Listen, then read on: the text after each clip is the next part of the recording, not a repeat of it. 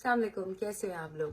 आज हम लोग बात करेंगे कुछ ऐसे इम्पोर्टेंट चीज़ों के बारे में that will help you lose weight और आपकी बॉडी भी अच्छी रहेगी, हेल्दी रहेगी, बीमारियां भी मजीद और नहीं बढ़ेंगी और आप अपने आप को अच्छा फील करेंगे। Main goal is for you to feel better and to stay a healthy life. आपने देखा होगा कि बहुत सारी सेलिब्रिटीज जो आप, क्योंकि आप लोग भी उनको फॉलो करते हैं और उनसे इंस्पायर होते हैं और हमेशा विश करते हैं कि काश हम भी ऐसे ही होते।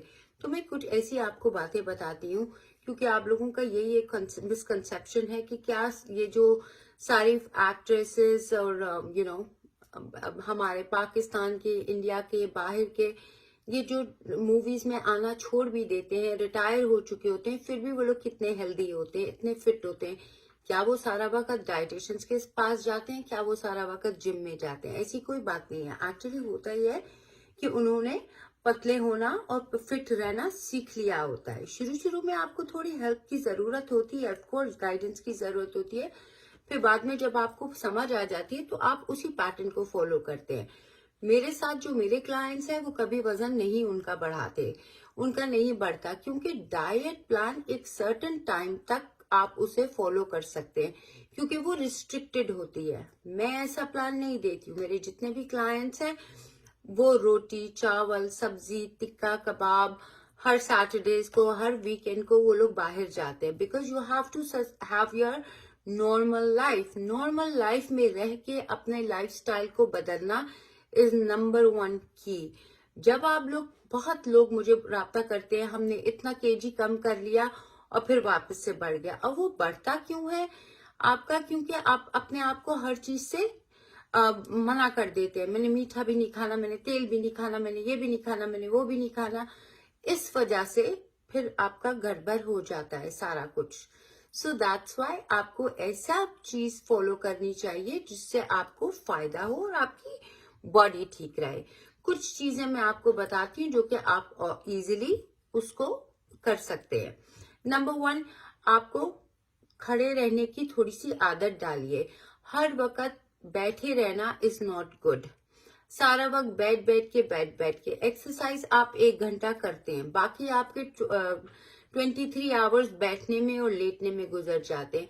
हर थोड़ी देर बाद उठ के थोड़ा वॉक कर लिया करें, बिकॉज ब्लड सर्कुलेशन अच्छी होती है, में हार्ट हेल्थ अच्छी होती है और it's good to be healthy, have the energy. अगर आप एक ही जगह पे बैठे रहेंगे तो आपकी एनर्जी बिल्कुल ड्रेन हो जाएगी। Number two is over thinking, यानी कि स्ट्रेस लेना। जितना आप स्ट्रेस लेंगे उससे भी आपकी एनर्जी ड्रेन होगी। यहाँ पे हमें अपनी एनर्जी को भी गेन रखना है। अगर एनर्जी रहेगी तो आप एक्टिव रहेंगे, आपका ख्याल भूख पे नहीं जाएगा। तो ओवर थिंकिंग करने का कोई फायदा नहीं है। एक चीज को लीजिए, make a decision and move on. Allah के हवाले छोड़ दीजिए।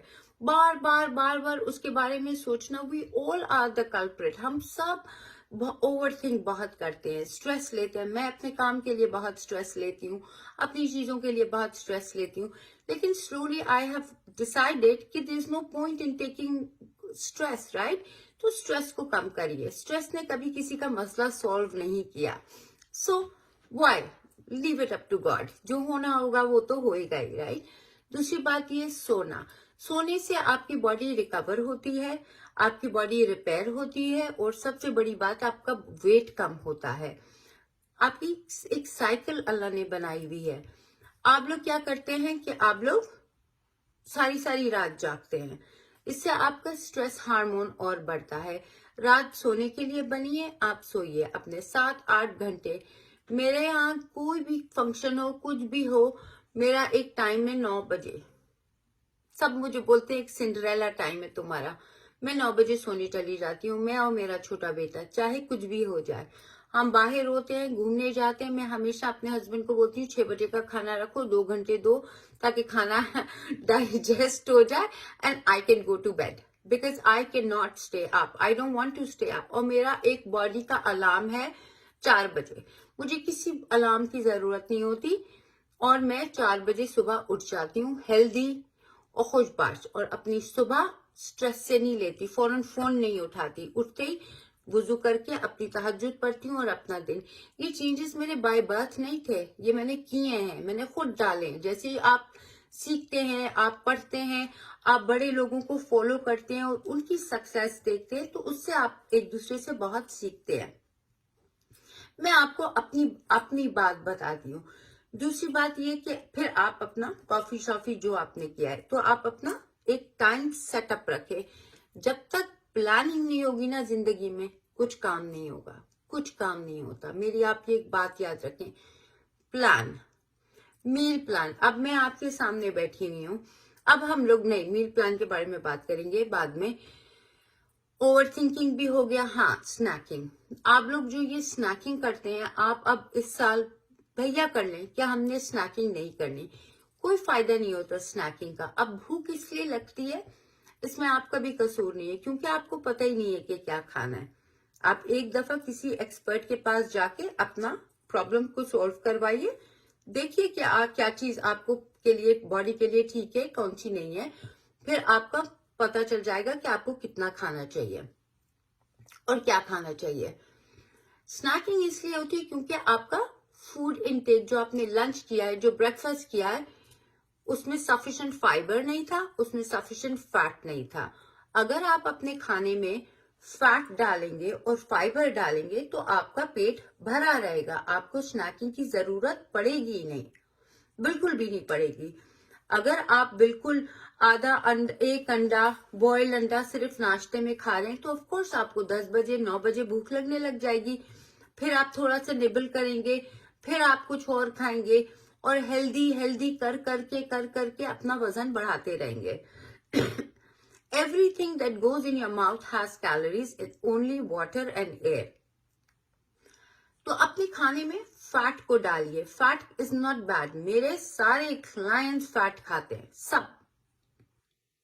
सब खाते हैं फैट, और फिर वो कभी भी स्नैकिंग नहीं करते, बिल्कुल भी नहीं करते। आई थिंक इक्का दुक्का होते होंगे, वो करते होंगे, लेकिन वो नहीं है। अब आप लोग क्या करते हैं, बादाम खा लेते हैं, चिया सीड खा लेते हैं, फ्लैक्स सीड खा लेते हैं, क्योंकि ये इंटरनेट में आता है। अब इंटरनेट में तो डॉक्टर, डाइटिशियन सब बैठे हुए हैं जो कि सेल्फ क्लेम्ड है कि हाँ जी हमें आता है। चिया सीड 1 टेबलस्पून 120 कैलोरीज है, 10 बादाम आई थिंक 120 कैलोरीज हैं, तो वो तो आप लोग किसी गिनती में नहीं लाते। आवोकाडो पूरा पूरा खा लेते, 230 कैलोरीज है उसमें, हेल्दी है। इतना ना करिए, अपने खाने में खाइए, उसके बाद रोजा रखिए, नथिंग, आदत पड़ जाएगी आपको। ये बीच की जो चीजें होती हैं वो आपका वजन कम करने नहीं देते। आपको 2 रोटी खानी है, आप 2 रोटी खाइए, आपको 4 बोटियां खानी है, आप 4 बोटियां खाइए, लेकिन टाइम पे, उसके बाद कुछ नहीं। फिर डिनर, और अगर दोपहर को हैवी नाश्ता करे तो खाना खा रहे तो रात को हल्का खाइए। तीसरी बात ये एक्सरसाइज, एक्सरसाइज बहुत जरूरी है। अपनी जिंदगी से आप लोगों ने एक्सरसाइज ऐसे हटा दिए जैसे कि हमारे लिए बनी नहीं है। No, it's not meant for us. No, चलते फिरता बंदा ही अच्छा होता है। जब आप बुढ़े हो जाएंगे, आपका यूट्रस, आपका हार्ट, आपकी हर चीज जगह पे रहेगी, तंदुरुस्ती और तवाना।